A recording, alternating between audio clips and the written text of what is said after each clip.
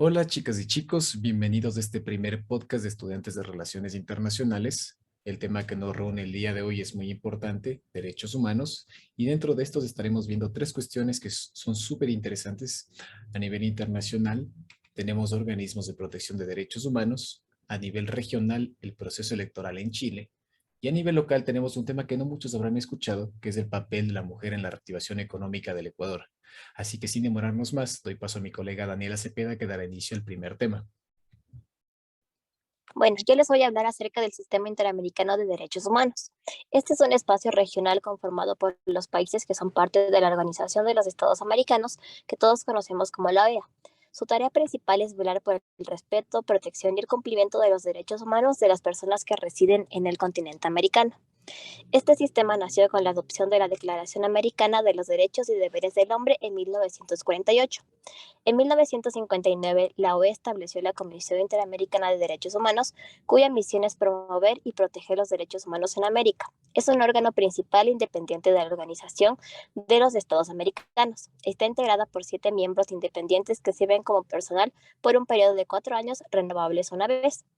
La Comisión Interamericana de Derechos Humanos, en adelante solamente conocida como la Comisión Interamericana, eh, su deber con cada uno de los 35 Estados miembros desde la OEA para mejorar la defensa y el cumplimiento de los derechos humanos. Por otro lado, tenemos a la Corte Interamericana de los Derechos Humanos, en adelante solamente conocida como la Corte Interamericana, el cual es un órgano de carácter judicial al cual en ejercicio de su competencia le corresponde determinar la responsabilidad internacional de los estados mediante la aplicación e interpretación de la Convención Americana de Derechos Humanos. Aquí todos pueden presentar una solicitud o una queja individual relacionada con la violación de derechos registrados en la Convención Americana de Derechos Humanos o en otras herramientas entre los Estados Unidos. Una vez que el conocimiento se acusa de la situación y si se cumplen una serie de requisitos, especialmente debido a los recursos internos agotados, este caso se anuncia como elegible. Si cumple la responsabilidad internacional del Estado, está comprometida o no. Muchas gracias. Muchas gracias, Dani. Yo les voy a hablar sobre el Sistema Europeo de Derechos Humanos. ¿Y qué es esto? Es el marco regional de promoción y protección de derechos humanos en Europa. Tiene base en distintos instrumentos internacionales donde se reconoce y se establecen obligaciones tendientes a la promoción y protección y se crean órganos destinados a velar por la observancia de los derechos humanos. Inicia formalmente con la aprobación de la Convención para la Protección de los Derechos Humanos y las Libertades Fundamentales, mejor conocido o más conocido como la Convención Europea de Derechos Humanos, el 4 de noviembre de 1950 en Roma. Este es un instrumento destinado a la protección de los derechos civiles y políticos. Ahora ustedes se preguntarán qué pasa con los derechos de carácter socioeconómico. Estos tuvieron que esperar hasta 1961, en el que se adoptó la Carta Social Europea. Entonces, ¿qué significó el establecimiento de este nuevo sistema? Entonces, por primera vez en la historia, un sistema institucional supranacional tuvo como objetivo declarado la protección y promoción de los derechos humanos. ¿Quiénes son miembros? Los 47 Estados miembros del Consejo de Europa son parte de la Comisión Europea de Derechos Humanos. Esta convención previó originalmente dos órganos judiciales, la Comisión Europea de Derechos Humanos y el Tribunal Europeo de Derechos Humanos. Desde 1953 hasta 1929, la comisión tenía dos funciones. Primero, ser intermedia en las peticiones que no cumplieran con los requisitos de admisibilidad, así evitaba un dispendio jurisdiccional. Y la segunda, la comisión conocía los casos y luego los remitía sus informes al tribunal, que este tribunal es el único órgano que puede emitir una decisión jurídica vinculante. Como fact, hasta la entrada en vigor del protocolo 11, el 31 de octubre de 1998, los individuos no podían tener acceso al tribunal, sino que debían acudir primero a la comisión, quien era el órgano que enviaba el caso al tribunal. Entonces, el protocolo 11 abolió esta comisión y permitió que los individuos pudieran acudir al tribunal directamente. Y ahora, ¿cuál es el impacto fundamental del sistema europeo de derechos humanos? Este reposa en el trabajo fundamental del tribunal y la fuerza vinculante de sus sentencias. Un Estado que haya cometido una violación deberá reparar el daño sufrido por el demandante y, en la medida de lo posible, reparar las consecuencias de la violación. Así igual tiene que asegurarse que no se produzca una violación similar y que nadie más sea víctima de la violación constatada. Entonces, en la práctica, esto suele dar paso a que los estados tengan que haber o realizar un cambio en su legislación. Gracias, Ricardo. Súper interesante. Ahora analicemos los otros sistemas regionales. Es importante destacar que si bien los sistemas africano, asiático y de Medio Oriente de protección de derechos humanos están menos consolidados que el europeo e interamericano, esto se debe en gran medida a la influencia de su contexto y los factores culturales en la construcción de su agenda de derechos y libertades fundamentales. Y bien, ahora hablaré de los sistemas africano y de Medio Oriente. Sin embargo, no me centraré en su estructura organizacional, ya que debido a su reciente creación aún se siguen reformando. Más bien, me enfocaré en el impacto de estos factores culturales en la construcción de su agenda de derechos humanos. El sistema africano de protección de los derechos humanos es el más reciente y uno de los menos evolucionados. El principal instrumento convencional con el que cuenta la Unión Africana es la Carta Africana de los Derechos Humanos y de los Pueblos, aprobada el 27 de junio de 1981. Varios de los casos que están siendo tratados actualmente por el Tribunal Africano se relacionan con los derechos de las parejas homosexuales. En este sentido, me parece necesario recalcar que en su carta se le otorga gran importancia a la familia y se expresa manifiestamente que es la unidad natural y la base de la sociedad. No obstante, debido a que en la carta no se menciona la estructura familiar permitida, me surgen las siguientes dudas. ¿Cuál es la concepción aceptada de la familia? ¿Se permiten otras estructuras familiares diferentes a la de la familia nuclear? Es importante destacar que en África los derechos LGBTIQ+ están muy restringidos. De igual forma, otros derechos como la libertad de expresión están prohibidas en más de 20 países. En definitiva, aunque existen avances significativos en el sistema africano, como la inclusión de los derechos económicos, sociales y culturales y otros derechos de tercera generación, existen otros factores que aún necesitan ser trabajados para asegurar el goce efectivo de los derechos humanos del pueblo africano. Bien, ahora pasemos a Medio Oriente, en donde la situación se complejiza todavía más, debido a aspectos históricos fuertemente arraigados a su cultura. Por ejemplo, pese a que en su Carta de Derechos Humanos, adoptada el 15 de septiembre de 1994, se incluye la equidad entre hombres y mujeres y el derecho a beneficiarse de empleo y educación de calidad en el mundo árabe, aún existen lagunas en cuanto al matrimonio. No se fija una edad mínima para el matrimonio, por lo que yo considero que no se está abordando el problema de los matrimonios precoces de raíz. En este marco, las denuncias que se pretenden hacer ante su tribunal recién creado en temas relacionados a los derechos de las mujeres enfrentan enormes obstáculos. Gracias. Súper interesante su tema, me pareció súper chévere, pero me surgió una duda para todos ustedes. Dentro de los organismos regionales, ¿cuál ha sido el caso que más les ha llamado la atención? Bueno, en mi caso, el tema que más me llamó la atención es titulado Familia Pacheco Tineo versus Bolivia. Los hechos del caso se refieren a la devolución de la familia Pacheco en febrero del 2001 como consecuencia del rechazo de la solicitud de reconocimiento del Estatuto de Refugiados en Bolivia. Esta solicitud fue resuelta desfavorablemente en horas, de manera sumaria y en violación de las garantías del debido proceso. Muy interesante tu pregunta, Dome. En el caso del Sistema Europeo de Derechos Humanos, yo tomaría el caso de Edward Snowden, donde se reveló que una agencia de inteligencia de Reino Unido intervenía, procesaba y almacenaba los datos vinculados a las comunicaciones privadas de millones de personas de manera indiscriminada y clandestinamente. Entonces, el 13 de septiembre, el Tribunal Europeo de Derechos Humanos determinó que ese régimen de vigilancia masiva violó el derecho a la privacidad protegido por el artículo 8 de la Convención Europea de Derechos Humanos y la libertad de expresión consagrada en el artículo 10. Entonces, así estableció y se consideró que el régimen de vigilancia masiva de los datos de comunicación era lo contrario a las normas vigentes y generaba una gran violación de derechos humanos.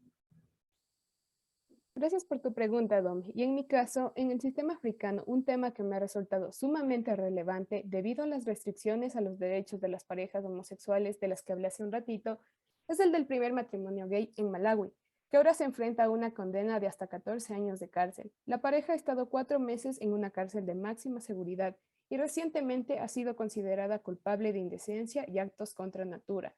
Este es uno de los casos que las parejas homosexuales de África están exigiendo que sea tratado por el Tribunal de Derechos Humanos. Bien, y ahora pasando a otro tema, pero que también se relaciona con derechos, es justamente el de uno de los gobiernos que muchos dicen que es el más progresista de Latinoamérica y que ha incluido los derechos humanos como tema prioritario en su agenda. Estamos hablando del gobierno de Gabriel Boric, quien se ha caracterizado por hablar de feminismo y derechos de la naturaleza. En este sentido, Dome, ¿nos podrías contar un poco más quién es este personaje? Claro que sí, Jos, y muchísimas gracias por tu introducción. Y bueno, para contarles un poco más, Gabriel Boric es el presidente más joven que ha tenido Chile hasta ahora, y con 36 años, el ex líder estudiantil llega a la presidencia de la mano de una nueva generación que destrona a dos grandes bloques, de centro izquierda y de centro derecha, que habían gobernado en el país desde el retorno de la democracia en el año de 1990. El gobierno de Gabriel Boric genera altas expectativas. Este nuevo mandatario, que obtuvo su triunfo histórico en el mes de diciembre del año pasado, asume con una ambiciosa agenda de cambios. Dentro de estas se encuentran reformas al sistema de pensiones y reformas al sistema tributario y de salud. También este ha respondido con algunas de las demandas que se han representado en el estallido social que comenzó en octubre del año 2019. Pero como no todo es color de rosa, la asunción de este presidente ocurre en un momento en el que el país atraviesa por un escenario político, económico y social totalmente complejo, gracias a sus dos estados de emergencia en vigor, a la inflación histórica y a la pandemia que todavía le sigue golpeando muy fuerte. Para contarles un poquito más, voy a darles tres hitos que están dificultando un poco al presidente dentro de su mandatario. El primero sería su convención constituyente. 3 semanas después de que comenzaran las masivas protestas de octubre del año 2019 en Chile, Gabriel Boric, junto a otros políticos de distintas tendencias, firmó un acuerdo para cambiar la constitución que actualmente rige en el país y que es herencia del régimen de Augusto Pinochet. El segundo sería el conflicto en la macrozona sur. Gabriel Boric asume la presidencia de Chile en un momento delicado del centenario conflicto mapuche. En los últimos años ha habido una escalada de violencia totalmente alta en la llamada macrozona sur, y esta violencia ha tenido ataques incendiarios, quema de viviendas y la muerte de bastantes personas. Dentro de estas se encuentran mapuches, agricultores y policías de la región. Y por último sería la crisis migratoria en el norte de Chile. En los últimos 10 años, Chile ha vivido un dramático aumento en el número de los migrantes que han entrado a su país, y en solo una década pasó de acoger a 305.000 migrantes. Esto correspondía al 1.8 de la población total chilena en el año 2010, a recoger casi 1.500.000 de personas en el año 2020. Esto correspondía al 7.5 de la población. Estas cifras que les acabo de dar en este momento fueron tomadas de la organización Servicio Jesuita a Migrantes. Y bueno, Mafer, ¿tú qué más nos puedes contar acerca de las elecciones de este personaje? Claro, Dome. A ver, todo el proceso electoral del 2021 se desarrolló con una alta fragmentación política, porque el panorama chileno se enfrentaba a grandes complejidades y transformaciones. Una de las razones por las cuales este escenario se convierte en un tipo de experimento político es debido a la nueva generación de líderes por parte del gobierno de Gabriel Boric. Su gabinete, con mayoría de mujeres, buscará plasmar en su agenda de cambio de manera gradualista, con una mezcla de perfil tanto técnico y un compromiso político. Este gabinete fue considerado como un acierto político por tres razones. En primer lugar, porque amplía de manera concreta su alianza política hacia el socialismo democrático. En segundo, porque reconoce el liderazgo femenino al nombrar a una mayoría de mujeres, 14 de 24 ministerios. Entonces, eso refleja una lectura acertada de la nueva realidad social en la que las mujeres han ganado espacio político por sus trayectorias y representación. Por último, porque garantiza la diversidad, alejándose de las élites políticas tradicionales del país, de las cuales Chile ha tenido una larga historia, con especialistas reconocidos en cada una de las áreas comprometidas con el programa de gobierno. Pero también es muy importante tener en cuenta lo que está pasando hoy en día. Y actualmente la economía global se enfrenta a una desaceleración generalizada y a una alta inflación. La pandemia del COVID agudizó tanto la pobreza como la desigualdad. Sin embargo, eso no es todo. El panorama político, social y económico se ve aún más sombrío luego de la invasión de Rusia a Ucrania, lo que ha tenido un efecto catastrófico sobre la producción global de alimentos en la región. Hasta el momento, por medio de una rueda de prensa, Boric ha enviado un mensaje claro a todos los ciudadanos chilenos sobre los cambios y las transformaciones que tendrán como eje tanto la gradualidad y la responsabilidad fiscal. Entonces, es claro que son muchos los retos a los cuales tiene que hacer frente el nuevo gobierno chileno. Muchas gracias, Dome, muchas gracias, Mafer. Pero a mí me queda una duda. En este caso, ¿qué es lo que caracteriza al nuevo gobierno de Boric? Bueno, en mi persona, siento que lo que más caracteriza al gobierno de Boric es que no es un gobierno que se centra en propuestas ambiguas, se podría decir, porque justamente lo interesante de este gobierno son los ejes bajo los cuales se sustentaría, como nos dijo Jos anteriormente, la protección de los derechos humanos, la protección de los derechos ambientales, la reactivación económica. Entonces, este gobierno vendría a ser un gobierno feminista y un gobierno medioambiental, que no estaría dejando de lado temas trascendentales y que no únicamente estaría enfocándose en temas en los que generalmente se enfocan los gobiernos, porque como lo que sabemos, los gobiernos saben enfocarse más en la seguridad social y en la economía, digámoslo así. Pero este gobierno está tratando de trascender, enfocándose en las mujeres, en los derechos humanos en general y en las protecciones medioambientales. Entonces, eso, básicamente, en mi opinión, eso sería lo que trasciende el gobierno de Boric. Tú, Mafer, ¿qué opinas al respecto? Claro, Dome, también estoy muy de acuerdo contigo. Y hay que tener en cuenta también otro punto muy importante. Es tras ese estallido social en el 2019 y todos los movimientos estudiantiles a lo largo del siglo, que han tratado de marcar un cambio en el proceso de la transición hacia la democracia. Entonces, justamente es eso. Comienzan a abrirse nuevos debates en torno a estas problemáticas. Y al ser el movimiento de Boric un gobierno diverso e institucionalizado, se alude a la idea de que se va a garantizar ese proceso de transformación democrática y la institucionalización, respondiendo a todas las demandas a las que se enfrenta Chile hoy en día. Por ejemplo, ya se ha iniciado con el proceso de la redacción de una nueva constitución, la cual se va a manejar bajo un nuevo sistema de justicia y de paridad. Entonces, con este nuevo gobierno se inicia un proceso de reconfiguración del sistema político, económico y social chileno. Bien, ahora que ya nos adentramos un poco más en estos temas de nuestra región, considero también muy importante hablar un poco sobre materia de derecho y saber cuál es el papel de la mujer en la reactivación económica de Ecuador. Creo que también debemos hablar de cómo la lucha por nuestros derechos y el feminismo ha sido fundamental para vernos al día de hoy trabajando, estudiando. Por mi lado, yo creo que este tema es algo muy trascendental, por eso debe ser tocado de manera diferente y hablarlo específicamente. Y estoy feliz de poder estar aquí para poder hacerlo. Oye, Aileen, mi primera pregunta es, ¿qué tan difícil es crecer como mujer en el campo laboral y cómo las cargas que se les pone a una mujer influyen en esto? Pues yo creo que aunque tengamos un campo laboral más abierto y antes para nosotras las mujeres también hay cosas que se vuelven un poco más complicadas. Yo, o sea, desde pequeñas hemos visto a muchísimas niñas preparándose, estudiando, teniendo grandes sueños.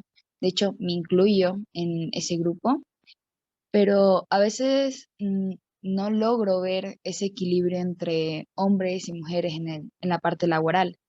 Y entonces te preguntas el por qué. O sea, ¿por qué no hay tantas mujeres trabajando como las que hay en las escuelas y en las universidades? Para mí, yo creo que sí hay un sentido más de mujeres que hombres estudiando, pero es algo positivo, porque a nivel estadístico podemos ver que cada 6 de 10 estudiantes universitarios en el Ecuador son mujeres, y esta es una realidad que podemos palpar hoy en día. Sin embargo, cuando hablamos de temas en campo laboral, podemos ver que hay cifras muy bajas de mujeres empleadas. Apenas podemos llegar al 25% y después de la pandemia hay más mujeres desempleadas que hombres desempleados. La tasa de mujeres empleadas bajó a un 2,7% después de la pandemia. Un 25%, eso es un cuarto de la población. Mientras que las personas que están, las mujeres que están estudiando en las universidades son más del 60%. Creo que pueden ser datos un poco frustrantes para nosotras como aún estudiantes universitarias, pero creo que deberíamos profundizar en el tema de qué pasó con nosotras las mujeres durante la pandemia. Yo creo que eso va dependiendo de dónde nos encontremos, porque imagínate, en los hospitales podemos observar cómo las mujeres se han destacado, porque el aumento del personal femenino se ha visto desde el 2020. Entonces, las médicas y enfermeras han sido más solicitadas, pero si por el lado contrario nos vamos a los restaurantes, vemos que predominan los hombres. Entonces, durante la pandemia pudimos ver cómo al día de hoy las mujeres también aportaron a la economía del hogar. Se realizaron muchísimas encuestas y pudimos ver que las parejas que viven juntas optaron por trabajar ambas y tener un gasto del hogar y también que para que sus familias con sus hijos tengan una misma dinámica. Y si entramos en materia de hijos, podemos ver cómo siguen siendo las mujeres las que tenemos la carga de la mayor parte de la responsabilidad de los hijos, e incluso familiares durante la pandemia, como personas que padecieron COVID, etc. Y digo tenemos porque tengo la ventaja de no haber tenido que cuidar hermanos, etcétera, pero dentro de mi círculo social sí he tenido mucha gente que tuvo que cuidar a sus hermanos, incluso a sus familiares durante la pandemia. Ahora, al tener que trabajar y también preocuparte de otras personas, pues creo que es bastante pesado y puede relegarte un poco en tu campo laboral. Exactamente. Y aparte, muchas veces hay mujeres que trabajan y no cuentan con la suficiente ayuda porque no se ha podido como evidenciar como en las guarderías y en los centros de cuidados para adultos mayores, por lo general no siempre son un lugar seguro. Por eso es que muchas mujeres toman la decisión de quedarse en casa y no como desarrollarse laboralmente. Sí, además de esto, creo que siempre se ha hablado de la multifuncionalidad de las mujeres. Sin embargo, llega un punto en donde las mujeres ya no pueden con tantas cargas dentro del hogar. Claro, o sea, eso es súper normal porque la mujer también es un ser humano. Tener que cuidar hijos, cumplir con las labores del hogar, sin olvidarse de su integridad y muchas veces aparte está trabajar, es muy complicado. O sea, mi mamá cuando yo nací dejó de trabajar y siempre me ha dicho que he sido una niña muy inquieta y que se le dificultaba realizar como labores del hogar por estarme cuidando. Entonces tomó la decisión de mandarme a una guardería por las mañanas y realizar en ese tiempo como lo que tenía que hacer, sus actividades, y ya en la tarde comenzarme a cuidar, comenzar a cuidarme.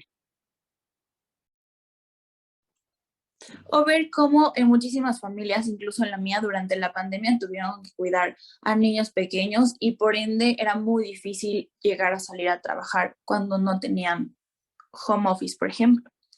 Pero bueno, creo que podemos ver cómo sigue siendo complicado por temas como estos el crecimiento laboral y sobre todo el crecimiento laboral durante la pandemia. Pero debemos tomar como inspiración a mujeres empresarias que nos siguen abriendo el camino para las que aún no empezamos nuestra vida laboral.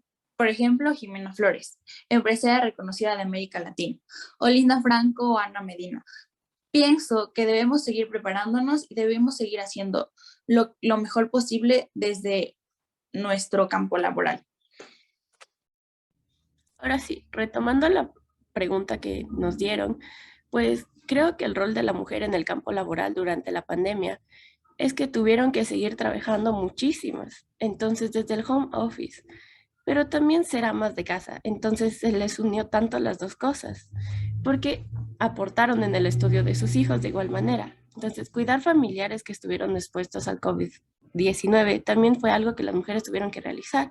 Y sin embargo, se puede ver cómo a pesar de todas las cargas que tuvieron al día a día, muchísimas de las mujeres aportaron a los gastos del hogar, lo cual es esperanzador para que cada una de nosotras esperemos así tener una igualdad. Entonces, pronto podemos elevar el porcentaje de mujeres con un empleo digno, ya que a nivel económica esto ya es un gran beneficio. Liz, y de esta forma llegamos al desenlace de nuestro podcast, destacando los derechos humanos no solo desde la relevancia que han adquirido a nivel internacional en las democracias occidentales, sino como el sustrato sobre el que debe nutrirse la humanidad, como valores fundamentales de la sociedad mundial, sobre los que descansan y se estructuran el resto de derechos. Es a partir de ellos y de su cumplimiento que podemos acercarnos a formas de vida más sanas, humanas y respetuosas, con mayor tolerancia y armonía entre las naciones. Bueno, chicos, chicas y chicos, hemos llegado al final de este podcast. primero quisiera agradecer a todas mis colegas que se han dado el tiempo de ilustrarnos en tan interesantes temas. Esperamos que este primer podcast genere un gran interés en estos temas que nos atañen a todos. Si tienen alguna duda o pregunta o desean que profundicemos en algún tema específico, no duden en dejar sus comentarios al final de este podcast para poderla responder en la siguiente entrega. Así sin más, agradecemos la atención que nos han brindado. Hasta el siguiente podcast.